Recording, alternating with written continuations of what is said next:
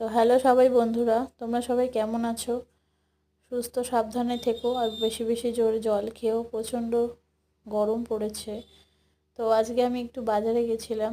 তো এই দেখো, বাজার থেকে এনেছিলাম রূপচাঁদা মাছের ঝাল করেছিলাম, এই যে রূপচাঁদা মাছ। আর করেছিলাম চিংড়ি মাছ দিয়ে কচুরলতি।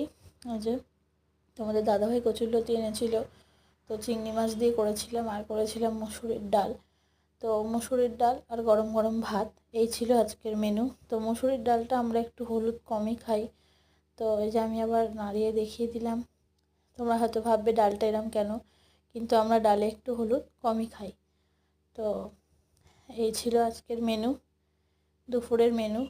গরমে ভেবেছিলাম একটু টক ডাল করব, তো আম ছিল না, আর বাজারে গেছিলাম মাথাতেও ছিল না আম আনার। তো তোমরা কে কী রান্না করেছো কমেন্ট করো, আর আমার ভিডিওটি ভালো লেগে থাকলে একটু সাবস্ক্রাইব করে দিও। তো চলো, টাটা।